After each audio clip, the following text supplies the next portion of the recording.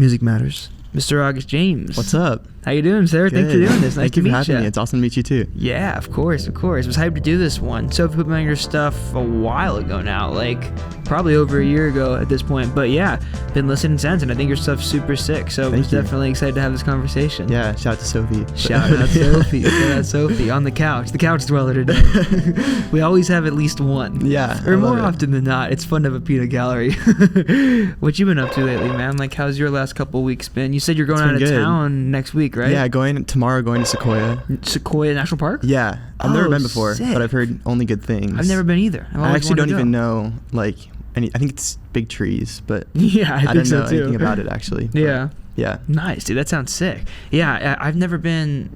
I'm trying to remember where that even is. I think it's, like, a little bit in, like, between here and the bay, but, like, inland. Gotcha. So, like, slow or, like, higher than slow? I don't know my California geography. Okay, I'm getting exposed now, honestly. Yeah, because you're from the Midwest, you said, right? Yeah, I'm from Minnesota originally. So. Okay, cool. And you've been out here for how many years now? It's been, like, 3.5 years. Nice. Yeah, okay. but it's kind of, like, you know, periodically going back and stuff like that. And I'm embarrassed how little I've, like, really explored California, honestly. Really? But, yeah. I feel like I've heard that from a lot of folks that come here for college, specifically. Yeah, Because I assume you're so busy, like, in your, in the area where you go to school. Totally, yeah. You kind of, like, forget that there's other stuff going on. Yeah. But I mean, also, like, California is a hard fucking state to, like, really explore. It's just huge, bro. It's not like I'm not gonna go up to the tippy top for a weekend or something like that. Yeah, there's cool stuff at the tippy top though. Yeah, I've heard great things. What's cool up there? Fort Bragg is really sick.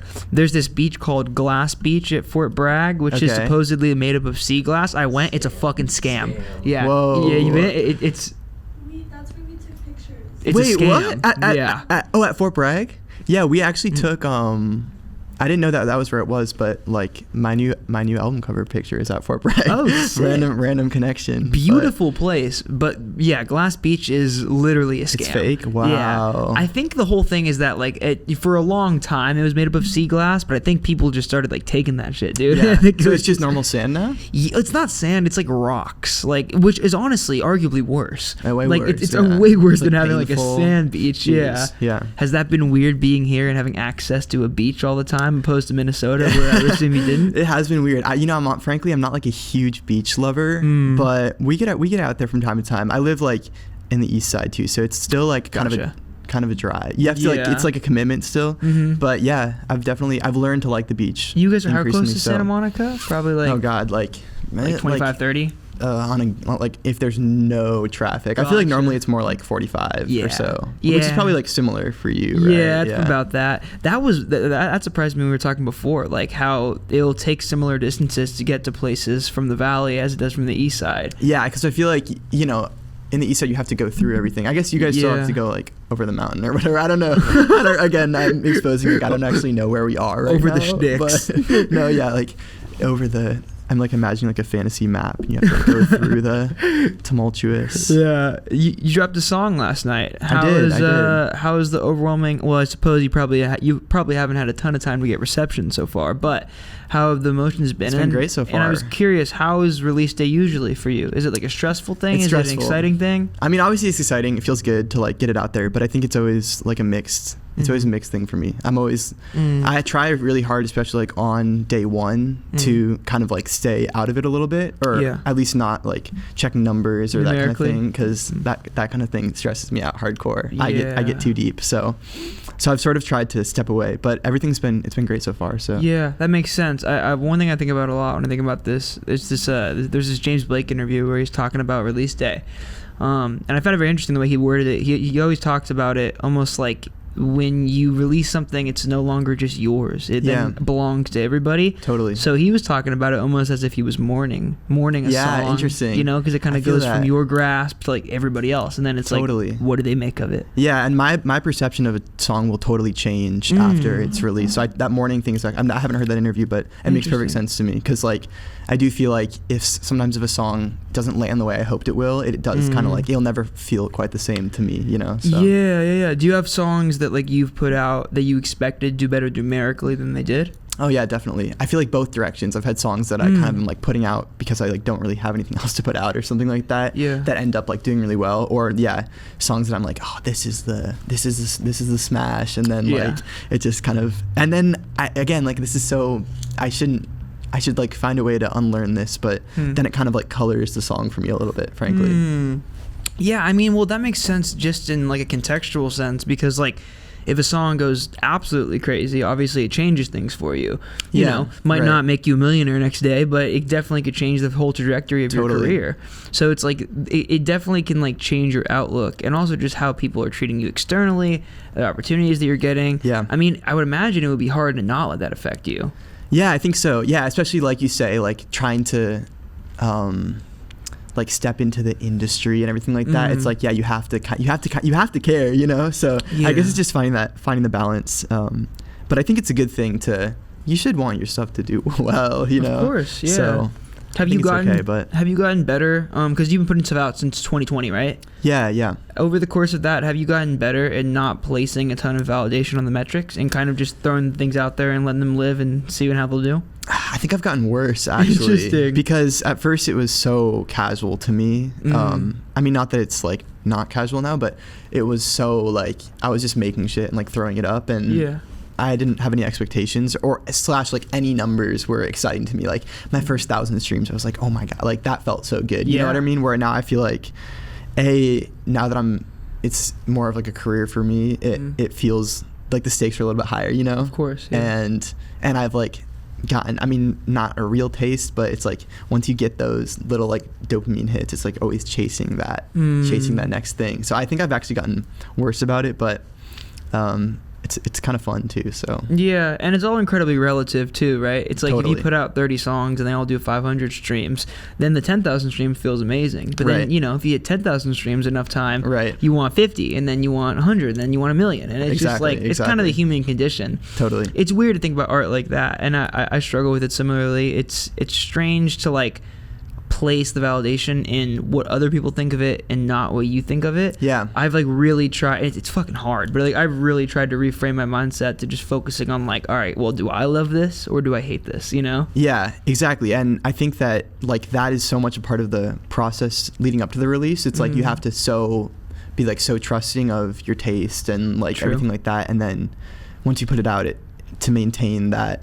kind of like belief in your own taste is really important, but like can be kind of a challenge for me. So. Yeah, for sure. Do you think over the course of you making stuff, you've gotten better at trusting your taste? Because you definitely take like, at least, I mean, I guess specifically on some of the recent stuff and some of the stuff in the last EP, I think a lot, even more so in the production lane, you take a lot of really cool risks. I mean, on the new song, it's great, by the way, but I really love the back half where it kind of like devolves into this like post-chorus with all the horns and stuff. It's really pretty. Thank you. And of course. And it was like a production choice that I wasn't expecting and a really cool risk. Do you think like as you've made more music, you've gotten better at trusting risks like that and trusting your taste? Yeah, definitely. I think I always like am trying really hard to like do what feels good and like not take the noise too much, and I try not to like play my music for too many people before it comes out for that reason, because like I want it to be like what I want it to be, you know. Which has been, this is the song I released today was the first song that I've ever like done with somebody else. Interesting. What was that like? It's been awesome actually, and totally like changed my process, but it was also kind of like different for me to like have to be, it's my song, but it like you're contending with like some other people's thoughts too. But I mean, it's been a great process. But of course, yeah, I would imagine it's conflicting because like it's kind of a balance you want to strike, right? Because you want to like trust your taste as much as you possibly can, but simultaneously like having more cooks in the kitchen to kind of give their opinion can certainly give songs a new flavor. Totally, it can definitely like allow you to look at things in a new way. Yeah, and I think that I couldn't imagine.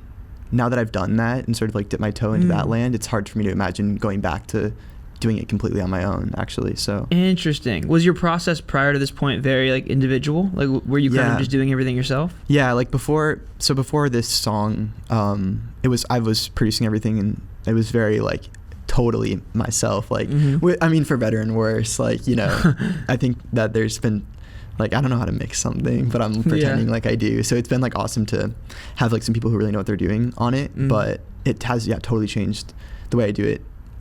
Just to have so many ears on it before it comes out, honestly. Yeah. Did you think did you know that you wanted to do that with this song prior to the creation of it, or was something in the song calling for that? Yeah, so it's sort of this whole project that I'm releasing right now was like the first. I was working on it mainly this summer, and it was like my first time making a project like with management and like doing it like I'm going into it thinking that I was making a project really, like before that it was, like I said, kind of just so casual. It was just something I was just doing.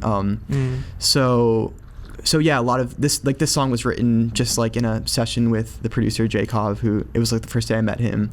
So it was very intentional. Like now I'm going to make music with other people. I'm going to like try doing that.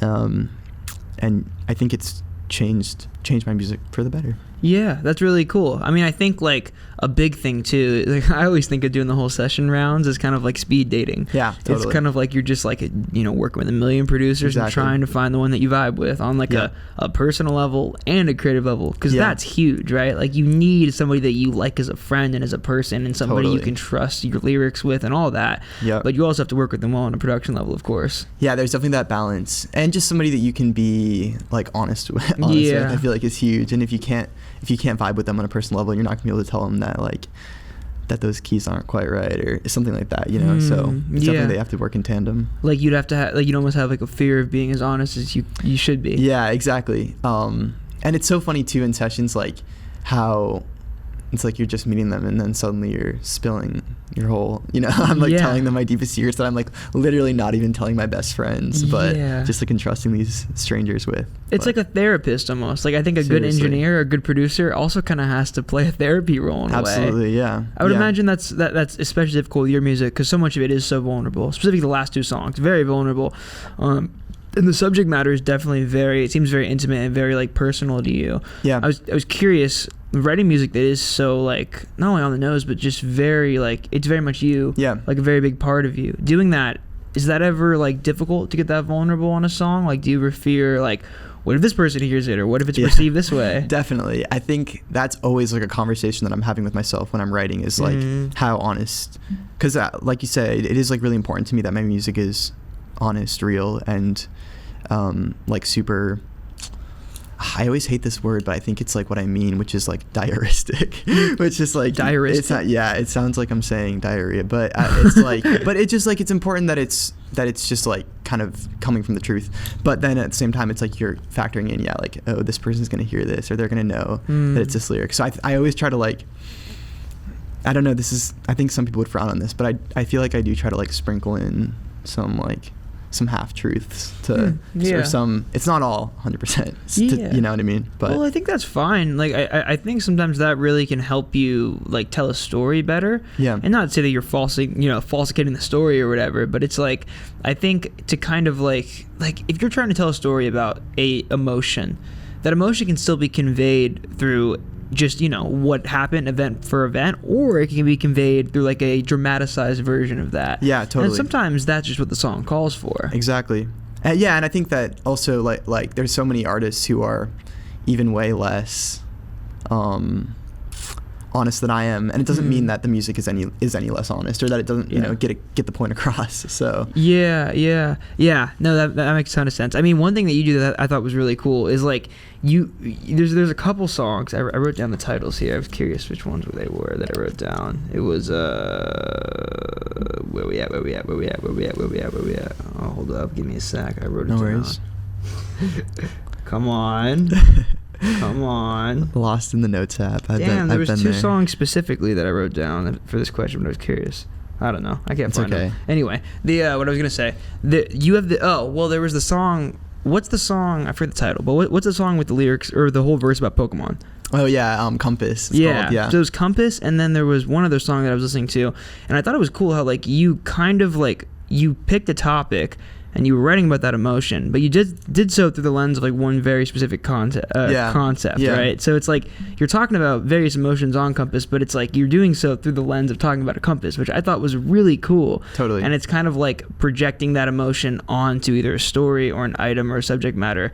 I thought that was something that was real. Or security deposit was it the other one that I was thinking of. Totally. Yeah, I was thinking how cool it was that you were talking about all these emotions, but it was like through the lens of like not getting a security deposit back, which is like on its head a pretty simple concept, but like then when you project your emotions on top of it, it kind of takes on this whole meaning. And I was curious, like when you write songs like that, do they usually begin with like you thinking of that concept or the word, or do they begin with the emotions? Yeah, it's usually the word, honestly, or the concept. I have like I have a note in my notes app that's like just like song title ideas, and it's just like words that I am like compelled by, or I feel like could like draw metaphors out of. And security deposit was one of those. Deposit. Well, actually, that one was kind of different. That one was a little bit more like me, like. I don't think I went into that song like knowing I wanted it to be called Security Deposit, because that like I wrote that song when I was renting my first ever like place, and I was like putting down my first security deposit. I think it was just like a novel concept to me, and I was like, I'll write a song about this. But yeah, usually it's a little bit more like concept driven, or with Compass. I think I'd written a bunch of songs called Compass actually, because I like really wanted to.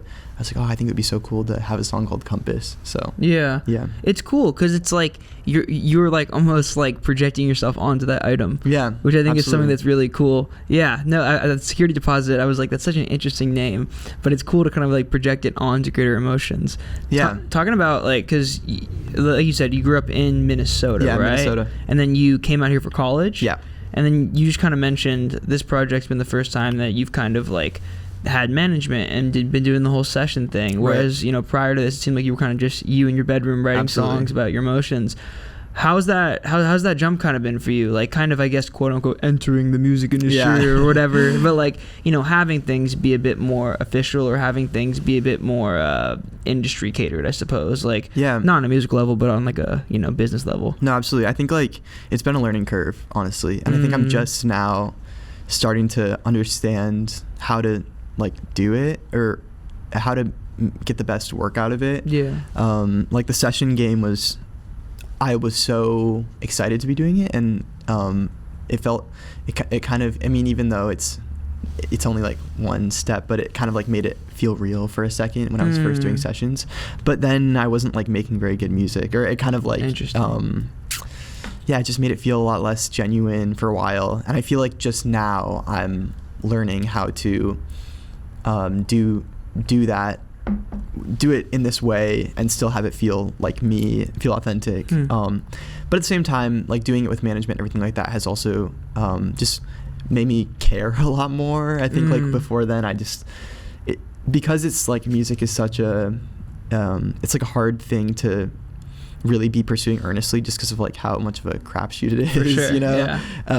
So I think that having a little bit of an excuse to like take it seriously has been really helpful for me. Yeah, and it can be hard too, and it's something that it just is so second nature. Yeah. Like we write songs because we feel things, and then we want something to throw those feelings at. Right. Exactly. So commodifying that can sometimes be like kind of a strange and like blurry concept where it's like, how much do I want to lean into it? How much do I not want to lean into it? Right.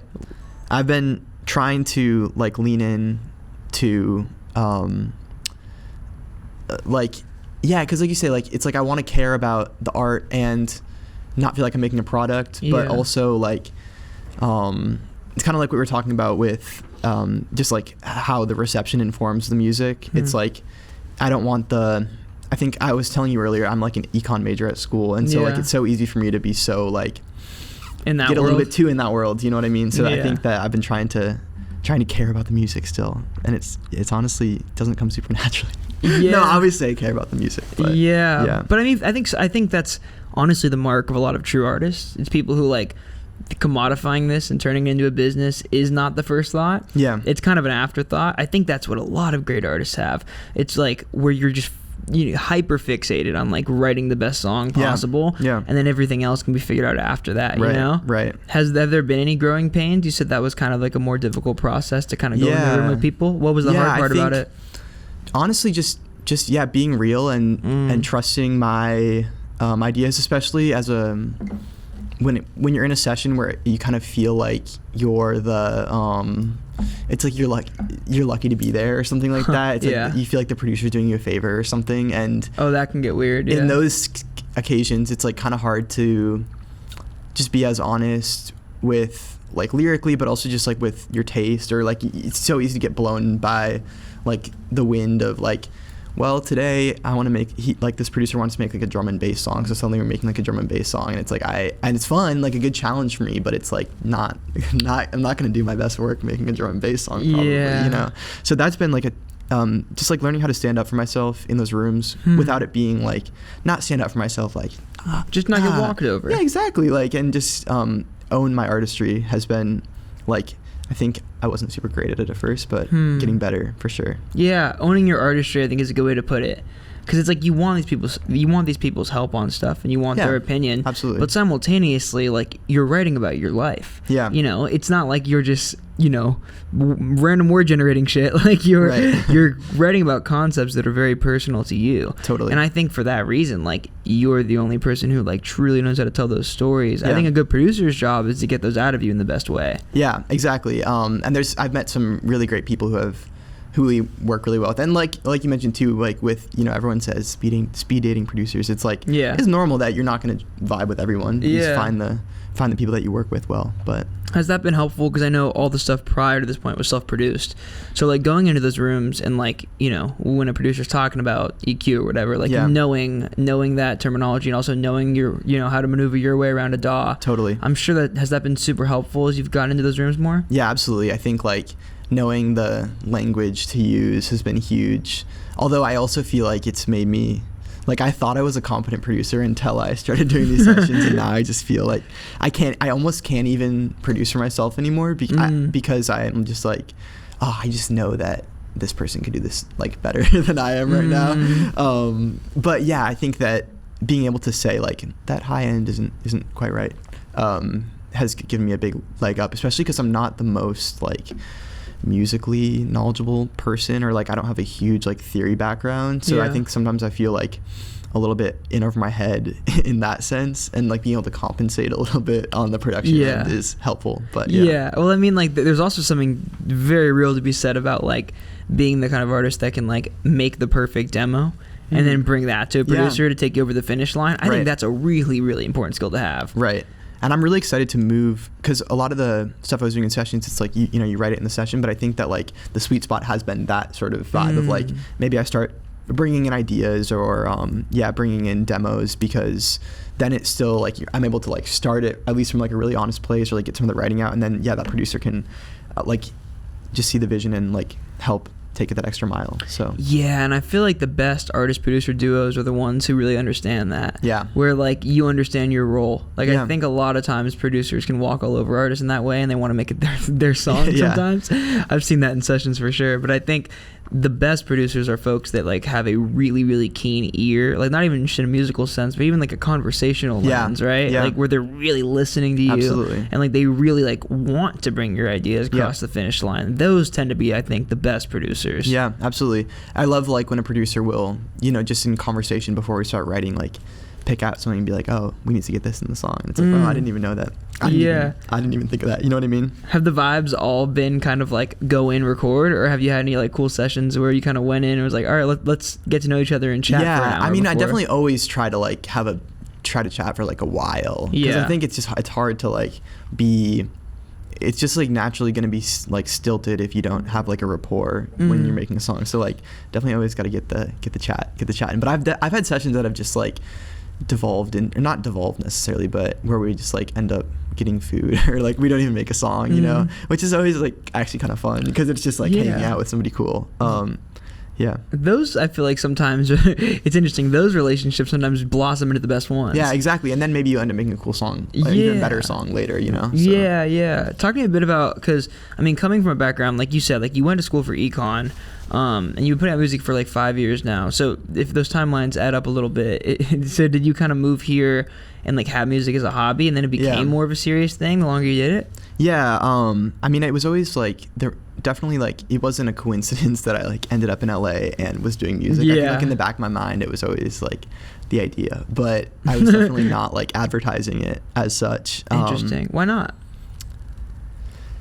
It's just it's hard to. I think not embarrassed. Oh my God, no, I'm not embarrassed. But it is just a tough pursuit.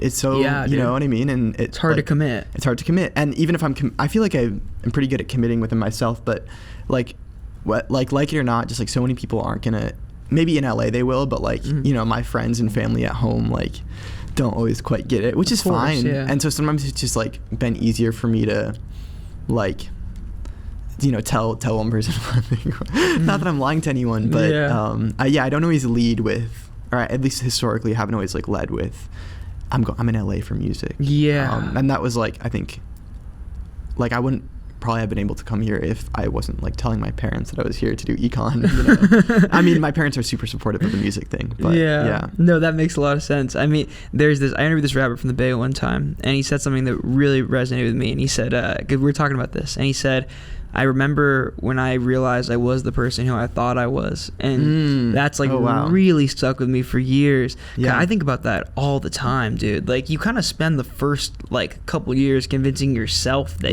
you are who you think you are in your head. Yeah. And the more times you do it and the more rooms you get and the more things you put out and the success you find, eventually you're able to convince yourself of that. But sometimes yourself is the hardest person to convince. Wow, that's like actually, that's hitting so close to home right now. I feel like just recently I feel like for my first couple of years in LA, especially in the music scene, like it was a lot of like, I think that I'm being real, or like I think that this is the artist that I am, and I feel like I'm finally getting a little more comfortable just being it. Yeah. But yeah. Yeah, I'm 100%. I mean, when I first moved to LA, I had definitely a similar issue, I think. So it makes a lot of sense that you had that too. Like, I resonate with that very deeply. I think when I first moved here, like, I was really, because I mean, I come from a background of just like really passionately loving music and like loving live shows, and like I grew up like watching my favorite bands all the time, and kind of coming here, I definitely had like this fear of being perceived as disingenuous for whatever reason, which is kind of silly. Well, I mean, not a lot of people are here that, but I mean, it's not that crazy to like think that somebody might perceive you like that. You know? I was like very afraid of being perceived in that way. I think also because of by nature what I do, I think like for a long time I really had to like prove that I was in it for the right reasons. Because I think a lot of people in media and in events are in it for the wrong reasons. Yeah. Or maybe not even wrong, but just like monetary. Not as genuine, maybe. Yeah. Absolutely. So it was strange to kind of move here and not only convince like, I don't even think I ever had to convince anybody else. It was like convincing myself that I was like, no one's going to perceive me like that. Yeah, the perception thing is so huge. You've been here for like 2 years? Is that, or how long? 2 years now. Cool. Okay. Like a little bit over 2 years. I moved here in October of 22. So yeah, like 2.5 now. Yeah, I feel like it definitely takes at least a year for anyone. Like I don't know anyone who's moved to LA and has just like felt committed to themselves right away. Yeah, I don't know. I mean, you've been here double the amount of time that I have. When did it hit for you? Like when did you kind of feel it? Even though I've been here, like I haven't been doing... It hasn't felt like I've been here until like a year ago. Interesting. When, like, at least because I was just so in the school world and like music just became, you know, I started taking it more seriously then. So I feel like it doesn't count until like a year ago.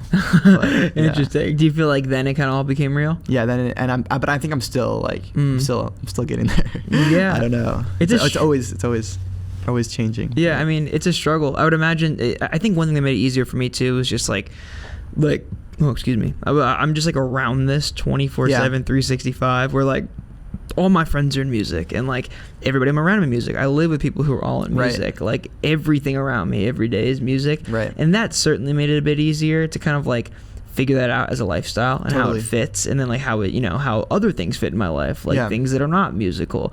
But I would imagine like being in the school world and studying econ, it probably was difficult to like figure out how everything fit in your life cohesively. Totally. And I think like my best friends are great people, but they don't really get they get it, but they're not in the world, so it's hard to like share that with them. So I think that it's been awesome to connect with some people who are more in the same space and like caring about the same things. That's got to be kind of nice though, because you do have a little bit of removal. Yeah, it's nice to like come home from a bad session and be able to just not talk or think about it. Yeah, just chill with your homies and watch Netflix or whatever. Exactly. Yeah, I feel that. I think like there was a point where I definitely realized that like my life was too in music, ironically, because like I love this so much. Obviously, it's my entire life, and I want it to be for the rest of my life. But there was a point where I realized, God, I don't have anything outside of this that's non-musical. Even my friendships, were all based in music. You know, that's interesting. Yeah. Even if the ones that had developed into like so much more than that, there was still that baseline of like, all right, well, like, you know, we'll go play basketball and stuff, but like then suddenly you're talking about like I totally, that's interesting to hear. Yeah, it can be strange. Did you find any sort of musical community within school as you kind of like went along?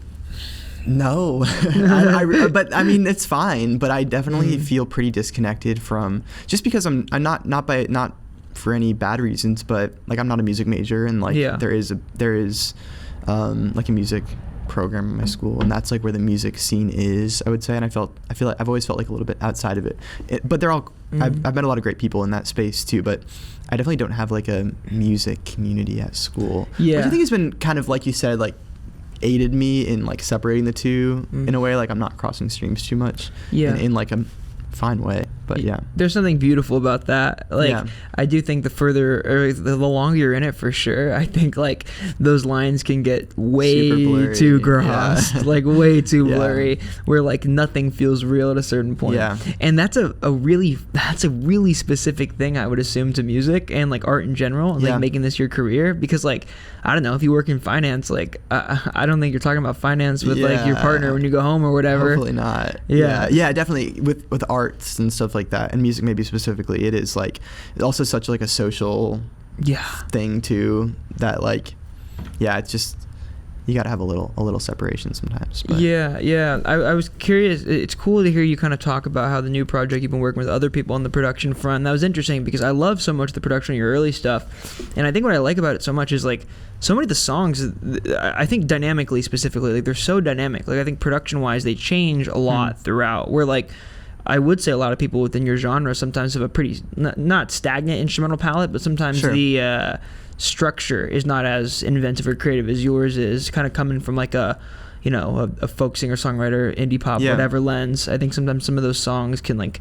not really be the most risk-taking production wise, because they are so like soulful in terms of like lyricism and in terms of like melody and singing and things like that. I was curious, like learning production and kind of like learning it through the lens of your own songwriting. When do you think you got to a point where not only you felt like a competent producer, but what was that kind of learning process like? That's interesting. Because you definitely, it seems like you started from the ground up and just figured it out as you went. Well, I started like making like trap beats. Really? Yeah, like on my... Dude, that kind of makes sense. Yeah, and I feel like it does track, because like at that time it was like I wanted to make like something that just like felt cool and like banging and like was like sonically interesting. There's one I could keep going, sorry. So I feel like that has like stuck with me, and then I even like dabbled in some like EDM stuff, which I think that has like informed still the way I want to do it. Like I always want the production to like be a highlight, you know, or be to take it somewhere interesting, and not just like I couldn't imagine doing like a song with just guitar or something like that. I don't think it'd feel right to me. Far From Home was a song where that makes a lot of sense. Some of like the sub bassier parts. Totally. And like there's even some of your like earlier stuff that does have some of the sort of the trap drum production. Yeah, like I think that song has like some hi-hat, some like you know, programmed hi-hats and everything like that. And I think I have like, as I've made more, like slowly moved more away from it, that kind of sound. But I also like when I first started learning producing, I mean, like so many people in our like age group, but like Phineas was like huge for me, and like Billie Eilish's early stuff, it was like when she was really coming up for the first time, and like I always appreciated how just like how exciting the production was in those songs. One of my favorite episodes of The Cave by Kenny Beats is the one with Phineas. Totally. And if I remember right, I think he talks about that a little bit, where he talks about like how some of the early stuff he was making was in the more hip hop world.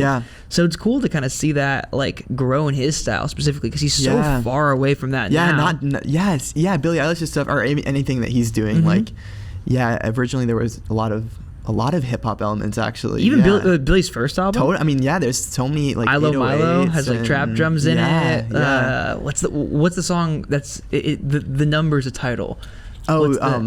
like 7, I think, or Seven, 8, yeah. maybe. Yeah, I love that song too. That one has some like trap drums. I and mean, stuff. even Bad Guy has like an totally. outro that's like fully like a trap song. Yeah. But yeah, it's interesting. Is that a world musically that you kind of came from and like were inspired by? And that's really cool to hear, because some of your stuff, like I said, lyrically is so like confessional and feels like it comes from a singer-songwriter lens. So to hear you talk about that is so interesting. Yeah, actually the first music that I really like loved was hip hop, honestly. Or like when I kind of was in middle school and like figuring out like my music taste, and like I had my first phone, or I had like my earbuds on the bus. Yeah. It was like I was always like tuning into, like I remember listening to like some like early Kodak and like Playboy Cardi and stuff like that, and I like Sick. loved that. And I like so much other music too. It's not like I was like some kind of big like hip hop head, but yeah. That's really cool. Like, I always think it's so interesting when artists like influences come from a world that doesn't fully sound like their stuff. Yeah. But I definitely hear like I certainly hear elements of that within your production. You said the electronic side too was something you were into? Yeah. I mean, mostly just because I was on like my like school iPad had GarageBand. Sick. And like GarageBand has I think just at that time was like in the post 2010s like EDM wave or whatever, and like Chainsmoker era. Exactly, yeah. So a lot of the like preset, or like a lot of their like presets and like stock synths and stuff were like super in that like like kind of crunchy like shitty EDM tones, electro pop era. Yeah, and so I was super like into that kind of stuff. Damn, that's really cool. You mentioned that like you didn't find much of like a musical community within school. Did you have any of it at home in Minnesota? Well, so I don't know, not musical community, but I definitely like grew up, like my dad was in a band, and like all my friends at home are like super musical, and I grew up like in choirs and that kind of thing. But I'm not super tapped, not as much as I wish I was, into like the Twin Cities music scene, because there is a great scene there. Yeah, we were talking about it before. Yeah, There's yeah. So many artists I didn't even realize some from great there. people there. But like historically and now, and I have some friends who are like pretty involved there. But I just like didn't take, when I was in high school, like music was, I just wasn't as into it, honestly. So I never tapped in, but I would love to if I ever make it back there. Do you remember like when that changed? Like, do you remember when you kind of like hit the point musically where you were like sort of accepting like, yeah, this is me? Yeah. Well, I think part of it was that like, I'm just like I'm not like a live musician, or I mean I love playing live and stuff like that, but it's never been like at the heart of the music. And I feel like the like scenes are often, or maybe not always, but like in the Twin Cities, like the music scenes that I was adjacent to were always like super based in the shows. And I was just like in my room with like synths and like MIDI, drawing in MIDI, and it's like I didn't know how to translate that to the live setting. So I think that like always made me feel kind of like outside of the scene in a fine way. But I think just lately, I mean, being in LA, there's just so much more music and so many different kind of ways to do it. So, that's such like a new and interesting concept, I think. Like kids who grew up playing music just in their room by themselves and finding new shit from the internet, and then having to kind of reverse engineer that into like the music industry. Totally, that's so interesting. And also in the live setting, I would imagine that would make things interesting. Have you played live a lot? Not a ton, but like doing more and more. How's that kind of been, like figuring out how to translate your stuff into your honestly, set? Because it's just so it's just like not how I'm never like writing on a guitar or like and a lot of the music, even though it is like in that kind of like indie folk space often, it's just frankly up until now a lot of it's just been like MIDI stuff, and so it is hard to translate it. But I've have some like great friends who have been like super helpful, who like actually know what they're doing, and like this great keyboard player who's like helped me make like chord charts for all my shit, and like it sounds like so stuff that I should really like have nailed as a musician, but it's just like not the world that I kind of came from, I guess. But there's something so cool about it. Like, I think that, I mean, so much of, like, I feel like the artists that we talked to on this platform, so much of them are, like, come from that world. Yeah. Like, where they didn't really have, like, a very big musical community within their home life or, like, around them a ton, right? In terms of, I guess, like, scene or whatever music. Right. But they just, like, were really obsessed with this from, like, a young age. And, like, found solace in the internet and figuring this shit out on their own. I think that process is, like, dude, like, fuck whatever artist development any sort of labels providing. That right there to me is the best form of artist development possible. Just YouTube. Super also, like, I wasn't doing it, and I'm sure this is the case for everyone who has kind of a similar trajectory, is like I wasn't, when I started, I'm not like, okay, like, what is my artist project gonna sound like? Like, you know what I mean? Like, it was just coming from, like, a super, like, honest and curious place. So, I think curiosity and, like, really fueling, like, having that be the main fuel for the fire, that tends to lead to some beautiful things. I think it then, like, blossoms and kind of divulges in ways that you never would have thought it would when you first began, Like, I mean, I think so much about, like, how I just started doing any of this, and it was literally just because, like, I worked in a movie theater and was writing about albums on my phone, and now it's like this. And you realize, like, that's what you're interested in, or, like, you're doing it because you're interested in it, so of course, you know what I mean, it's gonna, like, evolve. But so much of it's just, like, falling down that rabbit hole too, and, like, chasing all that, you know. Have there been any big, like, breakthrough moments for you as you've kind of, like, followed that rabbit hole, like moments where you realize, like, oh, this is, like, my sound, or this is, like, what I want to sound like, or any moments where you're like, this is what I want to say? I think like, writing really confessional stuff was like huge for me, because at first I wasn't I'm also just, like, love pop music and have my whole life, and, like, that was what I was really trying to, like, emulate lyrically at first, and I like literally didn't know that, like, lyrics were supposed to, like, mean something, or you know what I mean, like, I was just, like, saying shit that sounded cool, and so I think that, like, starting to write, like, about my life was, like, I was like, whoa, like, this is exciting and fresh and, like, feels really good. So that was, like, a big one. And I mean, that was, like, a while, like, pretty early on, but still. But no, that definitely makes a lot of sense. I think sometimes it's interesting, like, you can begin making music as a hobby because you're just like, I just want, like, you might not even know what you want to say yet, but it's just fun. Totally. And then you do it long enough, and then you're like, okay, well, I can translate these emotions that I'm feeling so strongly into this thing that I've already been doing as a hobby. And then when those two worlds collide, then I think you begin to figure out, like, what you want to say and what your voice is, Absolutely. I think that process can take, like, it's interesting too. I think some people get it immediately. And I think for some people it takes, like, years and years and years. But I think either way, it always ends up the most authentic form of itself, as long as you, like, allow that to kind of grow. Just let it. And I always still, like, I hope I never, like, get to a point where I feel like it's not just, like, evolving on its own and feeling it. I never want to, like, I never want to feel, like, super confident that I'm, like, what I'm doing is, like, the exact thing. I guess I should, but I don't know. I kind of like the fact that, like, it's always, like, sort of, I'm always feel like I'm sort of, like, chasing something. I think it's where you should be. Like, I don't think you should ever know that. Like, I think you always want to feel like you're chasing something and trying to figure out the next thing. I think a lot of artists get like, what would the word be, non or uncurious? I guess it'd be uncurious. But, like, a lot of artists at a certain point, like, whether the industry just, like, jades them or whether they just do this for so long, they stop searching. And I think, like, having that element of search in your music is something that I think can keep you reinventing yourself time and time again. I mean, we think about, like, amazing artists. Like, obviously, I think one of the best examples here is, like, Tyler. Just somebody who, like, with every new project is fully reinventing himself, like, on an aesthetic level, on a sonic level, on, like, with everything, you know? But it still feels like Tyler because he's, like, I think if you're confident enough in, like, your artistry, it's always gonna come through, so no, 100%. I keep glazing your production, but, like, I do really love it. But I want to talk about, like, I was curious because, like I said, like, I think so many people in your genre don't have as dynamic of production as you have in a lot of your songs, and it's cool that you bring sort of like a folk or a singer-songwriter or a pop flair into kind of, like, more produced out tracks. I think it's really sick. I was curious, like, when you're demoing songs, how different are those demos usually from the ways that the song ends up? I was curious because I think so many of your songs also just have, like, I noticed a lot of them have really cool, like, post-choruses and really cool, like, breakdowns and stuff. Love a post-chorus, but I was curious, like, how often or how different the demos tend to sound in the finished products. Well, honestly, like, there's no not really demos in my music, or like I'm not demoing songs out. And maybe now more so, like, but historically, like, I'm just making the song, and like there's no version of it that exists before like the final version, I guess.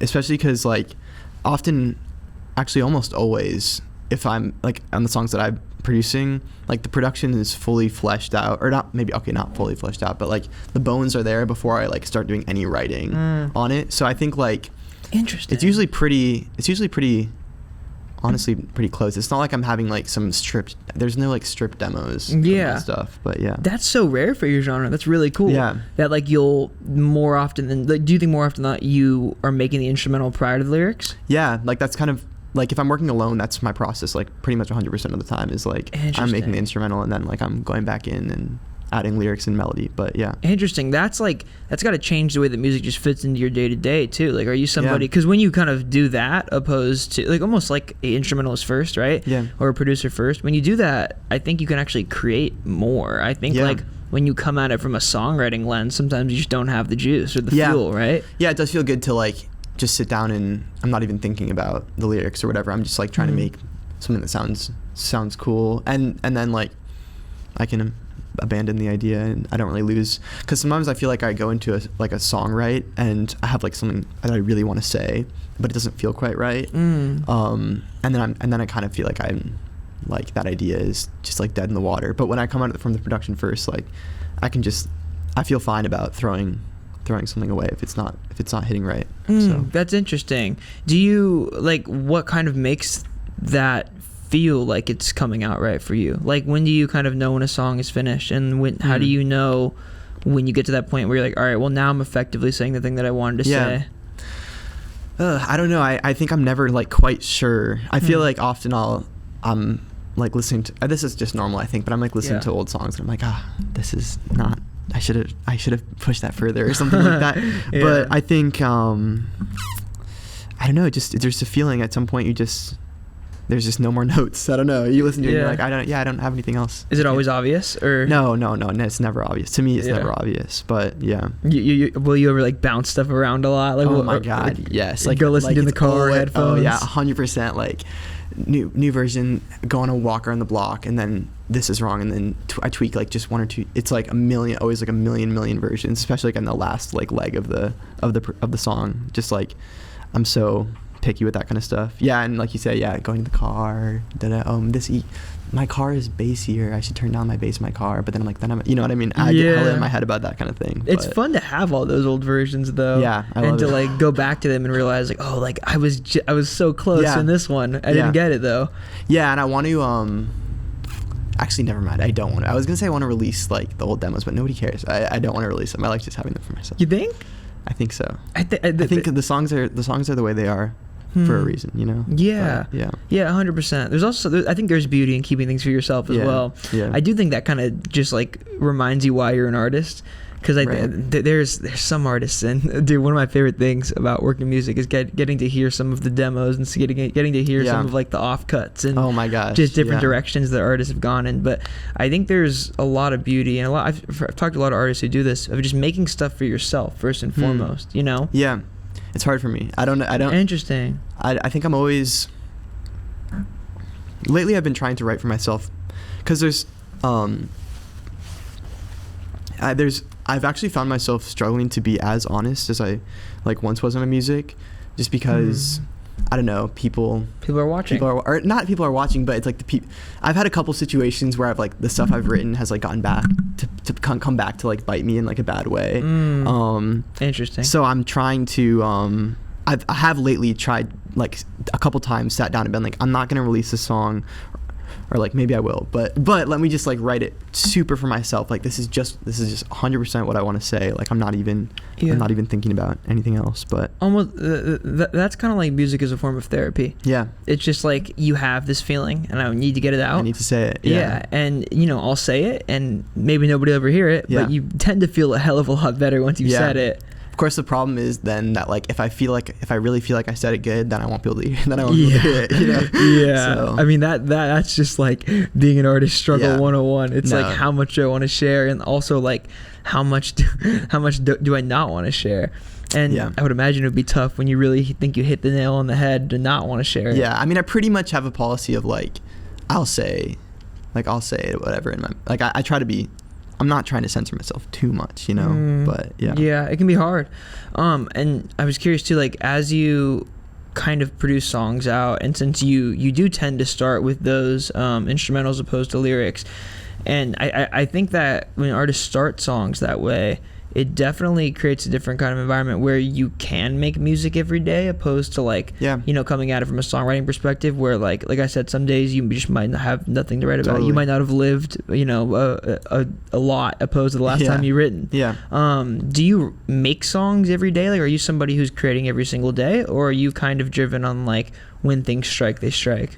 No, I mean, I don't know if my manager's watching this. I make songs. I make songs every day. But no, I mean, I'm working on stuff every day. But it's like I've tried to do like some like informal artist way where it's like I'm gonna write a song every day and I'm gonna like. But it doesn't work for me. Like I just write when I want to write, or like when I feel like I have something to say. And of course, it's a little bit different when you're doing sessions because like it's so prescribed. Like I'm gonna go in this time, but so that's not even. I don't even work on music. I work on like the music, you know, around the music every day. But I'm definitely not. I'm definitely not writing every day.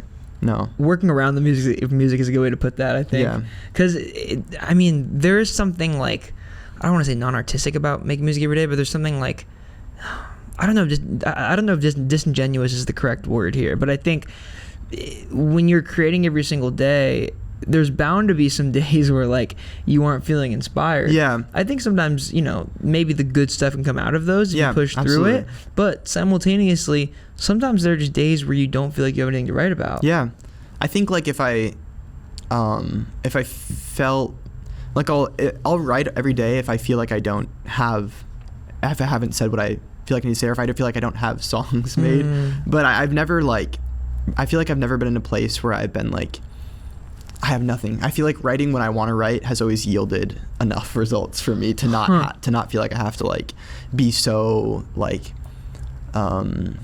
stringent with myself, or like so hyper like disciplined with my writing. I think like it's always come out pretty naturally and like been okay like that. Do you think that's because you like creating so much? Like you're always it's kind of bringing you back? Maybe so. Yeah. Maybe I'm always I have no choice. I have to go back to the guitar. No, but yeah. At some point I have to return. Yeah. It'll pull me back no matter what. Are you are you kind of like an experience-based writer? Like, do you often have things happen in your life that you then run to write about? Yeah, definitely. Like always. That's always like how I write. Is like this.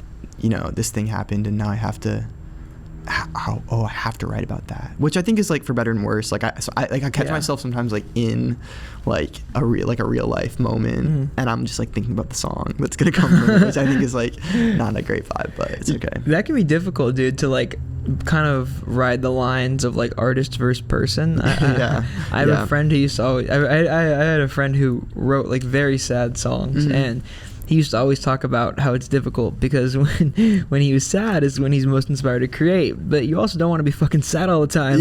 So absolutely. He always talked about how he can never write happy songs. Do you ever feel that way? I mean, your music's so confessional and vulnerable. I would assume there's an element of that. Yeah, I think I have gotten better at like being able to write about something even if I'm not like feeling it in the moment.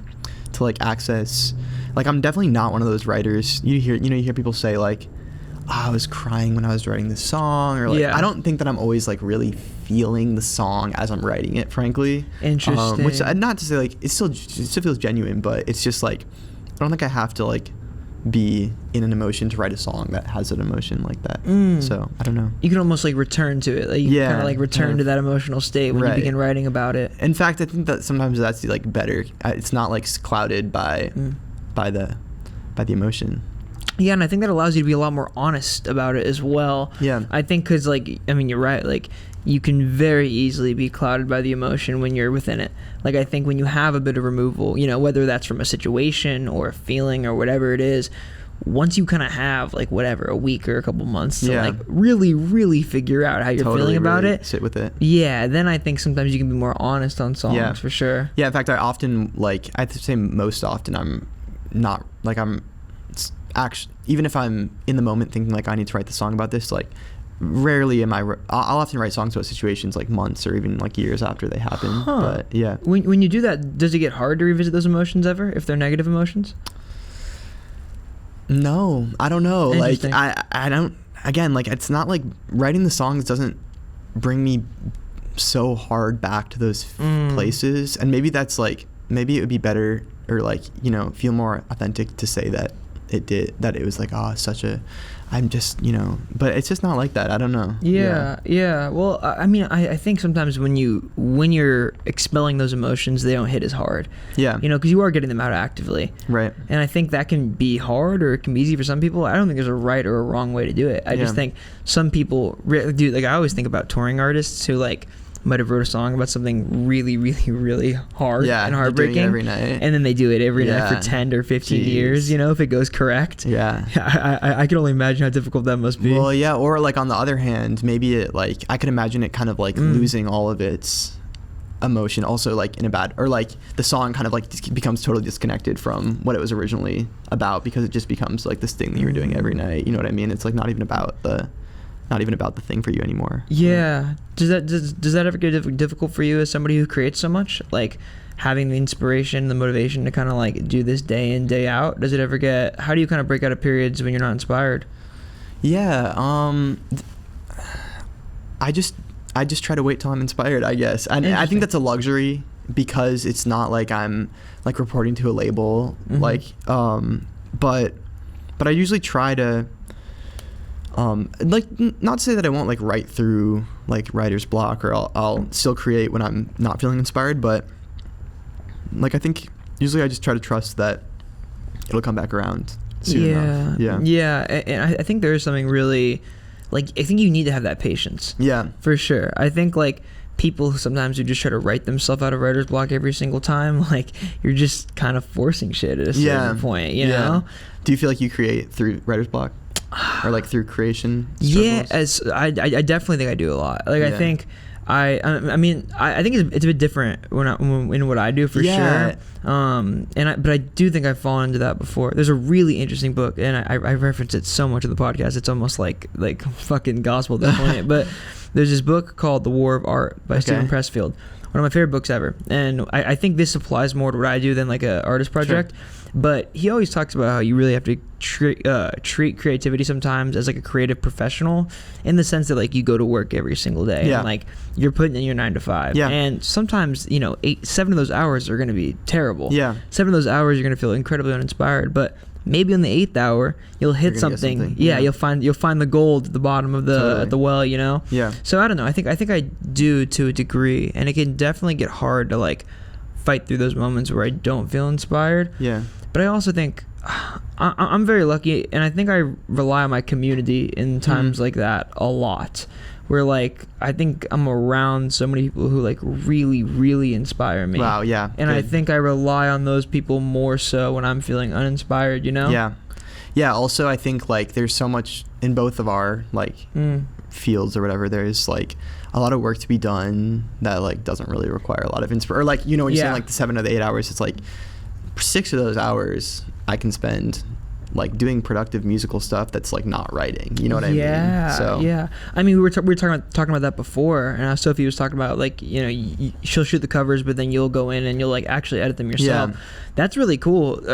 Kind of being that self-starter and like doing a ton of the stuff yourself, be it production, songwriting, video ideas, covers, whatever, even like the promo and stuff. Doing all that yourself, did that kind of come, or was that born out of necessity in the beginning? Yeah. Because you had to do it all yourself? Definitely, yeah. Not like I had to do it myself. Nobody else on my side, but it was just like, yeah, I mean, and also like nobody else knew what I wanted to make. You know what I mean? Like I think that's how it started, was like, well, yeah, like I could probably ask my friend to like draw something like this, but I don't think that they're gonna I don't think they're gonna nail it, and not any just because this is my artist project, you know what I mean? Yeah. And so I always want to have a hand in everything. So yeah, of course. And I think that can be even harder the busier you get with stuff. Yeah. Whereas I'm terrible at this. This is one of my biggest shortcomings. I'm very bad at allowing other people to touch totally things that I do. Yeah. You gotta be able to trust. Yeah. Sometimes it can get really hard, I think, when you want to have a hand in everything. But I don't know. I think at the same time, I think a lot of really true artists, that's where their discipline is born out of. Yeah. It's having the ability to edit your own covers and promote your music yourself and do the songwriting, do the production, do everything. I think at least knowing a little bit of all that, kind of being a jack of all trades in that way, definitely allows you to bring things to people in a more half finished quality. Yeah, I guess that is also the downside is I'm not always the best person. Kind of what you were saying, yes, sometimes I do hold a little too much control. Sometimes I'm just not the best person to do the job, but I want to do it myself, you know? Yeah. But there's a lot of selflessness in it. You kind of gotta let go, totally, the ego a little bit. Yeah, I know. But it's so hard because sometimes. Art is so personal. Yeah. It's it's like hiring a babysitter. You know, it's hard as fuck. But then also it's also come from just a budget and it's just sometimes simpler to do it yourself. Yeah. Do you? It's interesting hearing you talk about the difference in the way that you produce songs versus when you bring it to other people, because so much of your production feels so fleshed out to me, and so I don't know. I really, like I said, I love your production, but thank you. Kind of going into this new project and bringing some of these songs to other people has what's been the most difficult part about letting go of some of that control? Is it just the trust thing? Yeah, and just trying to make sure that it still feels like my artist project. Yeah. So just finding people who kind of see the vision, or not even that, but just can pull it off, I guess. Or can make it still feel authentic. Because I have, like you said, a lot of people in the indie singer-songwriter folk space just have certain more simplistic sensibilities, I guess. Yeah, for sure. And it's so finding people who want to do the cool big production, but also want to spend the time to find the lyrics that are perfect and stuff like that has been a bit of a balance. But yeah, that can be so hard, bro. And I think there's something really cool about your music where it always really feels like you. I think it's really rare, I think, in your genre to have as much care and time be put to the songwriting as there is to the production. There's an artist, I talked to this artist Devin again on here one time about that. Oh yeah, we were just listening to that episode actually. Oh, thanks. We're big Devin Again fans over here. Yeah, she's goated. She's one of my favorites. But I think she's especially good at that. Yeah. Having she writes very confessional songs, but the production is huge. Totally. And I think having your hand in both those worlds in that way can be so difficult, dude. But I think the artists that can really nail that on the head, can find a way to have their songwriting be as potent as their production. Yeah. I think James Blake is another one of those artists. Yeah, absolutely. Where I think sometimes the songs, or Bon Iver's a good artist like that too. The production can be so huge and so out there, but simultaneously the songs feel so intimate. Right. That can be a very difficult thing to do, I think. Yeah. I always go to it's kind of a boring reference, but Lorde has always been a big she's great at that person with that. Yeah. She's so good at having these big, especially on Melodrama, I was having these big, these big songs that are still so intimate and vulnerable. It's a challenge, but Melodrama is a great example of that. That album front to back, I think hits that nail on the head, dude. And it can be so difficult to be a songwriter first, or even have your music be focus in songwriter first, but still have that production prowess in it, you know? Yeah. As you've kind of moved into this EP, what do you think of, because you said you started writing it this summer, right? Yeah. Actually, some of the songs started last winter in January of last year. How many songs are on it? There's 6 songs. Nice. Okay. What do you think have been the biggest things that you've learned pursuing this project opposed to some of the prior stuff? Yeah. Well, I really wanted to I went to this project really wanting to it's the first project I've gone into it knowing that I was like making a project. Like my last EP was just like a bunch of songs that I made that I like packaged together. Yeah. So I wanted to like make sure that this one had like a world that it like lived in, and that's cool. like a strong sense of place and that kind of thing. So I think that that's been like fun to write with that in mind, and to like try to establish these like thematic through lines throughout the music. Although I actually think that like for the next thing, I want to like focus a little bit. Like I think I shouldn't be talking bad about the EP. Is great, I love the EP. But I just think that I lost a little bit, not to the detriment of the songs, but just like I was a little bit too focused on like making it fit the project. Yeah. And I think like writing right album now, songs. Yeah, exactly. And like right now, and my writing, like the stuff I'm writing right now is just kind of like I'm not like writing for any specific project right now. And it's fun. It's kind of like fun in a different way to just be writing to write. Yeah, that can be difficult. But I think sometimes like letting go of that and just letting the world be the world because the songs came from a similar period of time can definitely serve I them. think that that's probably like the better. I don't know. I didn't really know how to do it. You know what I mean? But I also wanted it to like, I'm really inspired by.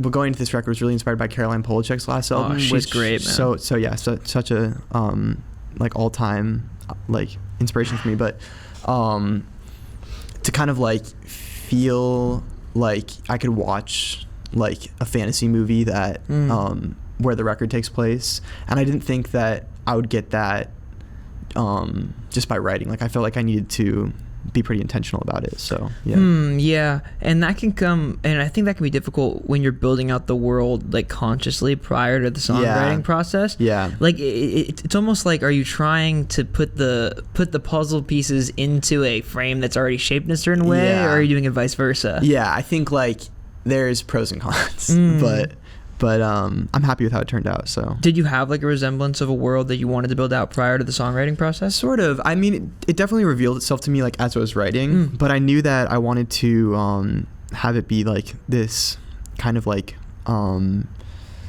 magical forest feel, and I wanted to like, I knew like where I wanted it to take place, like in Wyoming and Montana and like the Western US. I like really like that. I was like pretty sure of going into it. So, Montana riverbeds definitely feels like that to me. It's kind of a little obvious on that one. But, have you been up there? I actually just went to Wyoming and Montana for the first time earlier this year.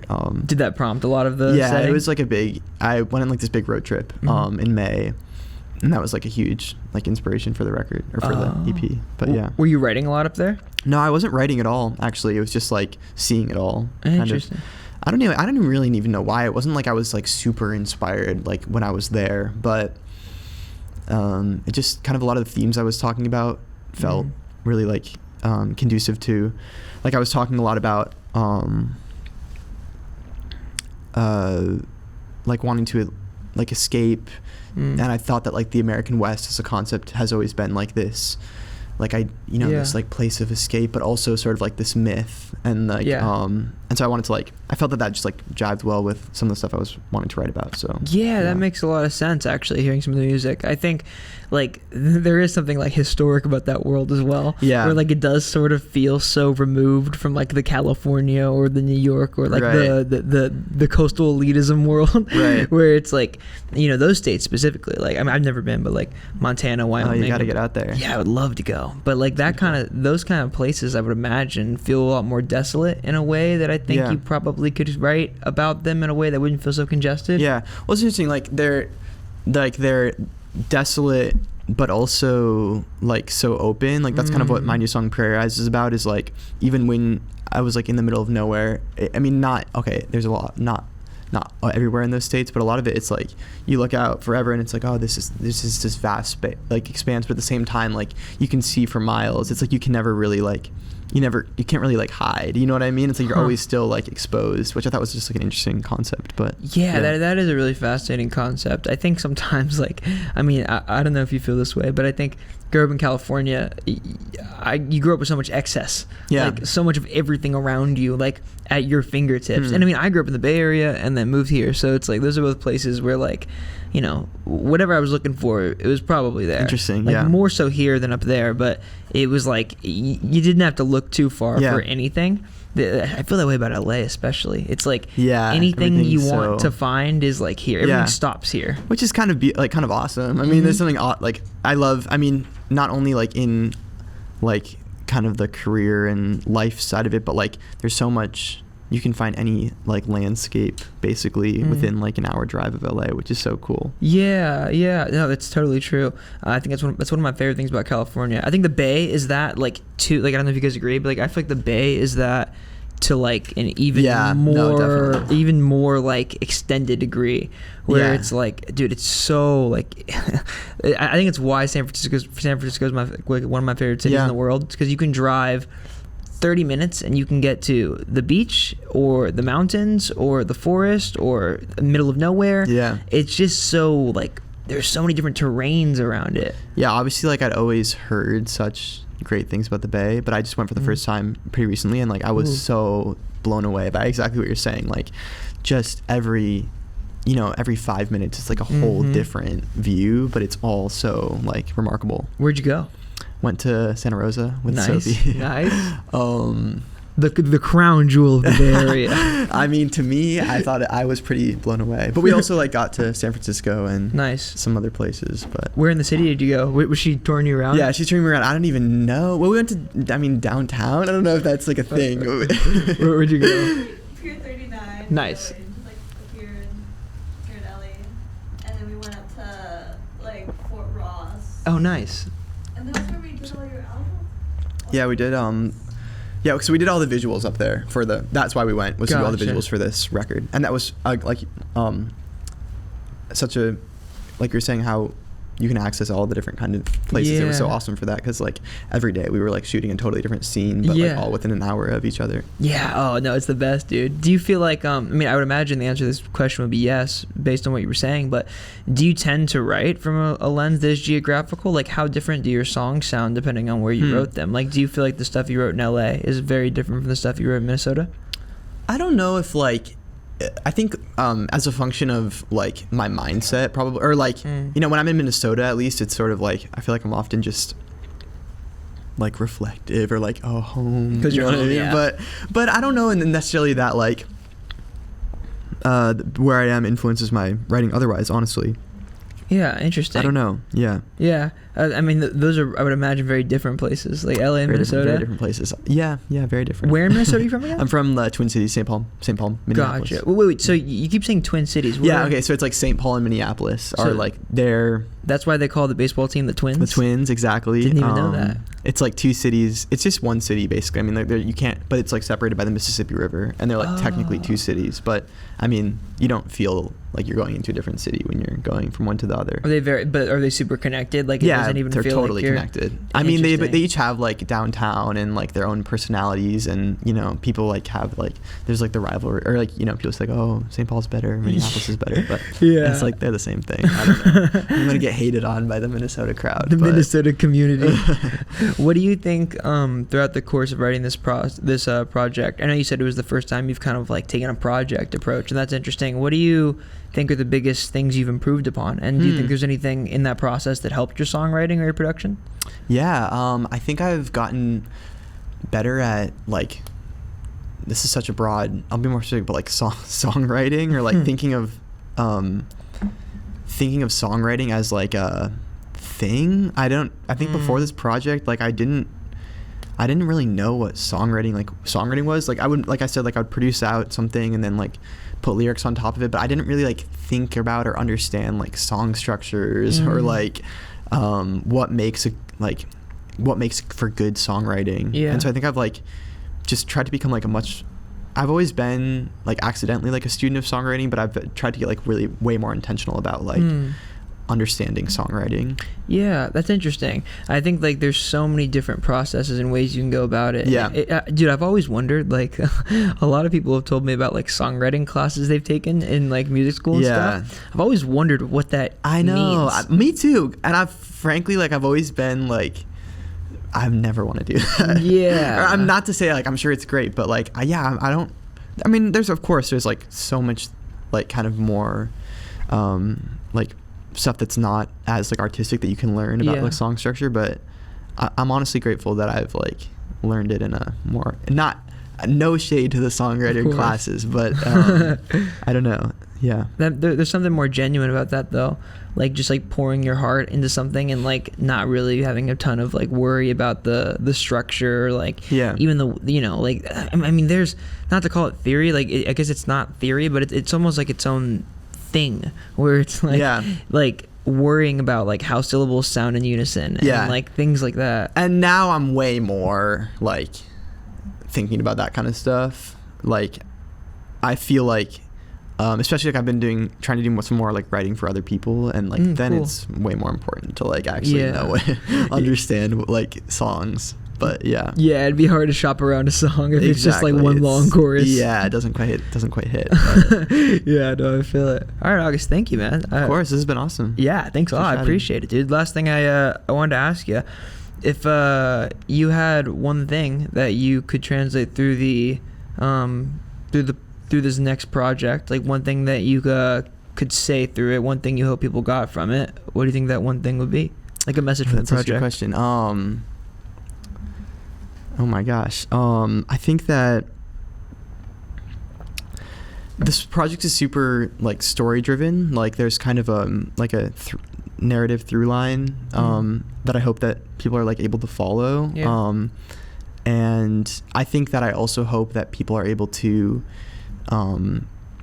project, despite like the specificity. I tried really hard to make these songs relatable, frankly, and I hope that people can like project their own stuff onto them.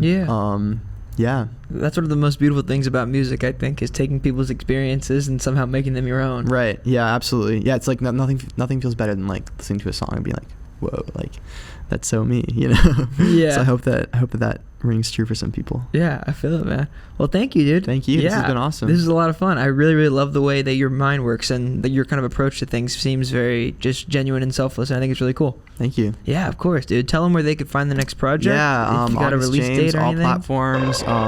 April 20, undecided. April 20th, something. Yeah. There. You'll see. Next single, April 11th. New single today. Yeah, everywhere, all platforms. August James. Thanks for tuning in. Thanks, brother. Thank you. Appreciate it, man. Hell yeah. Music matters.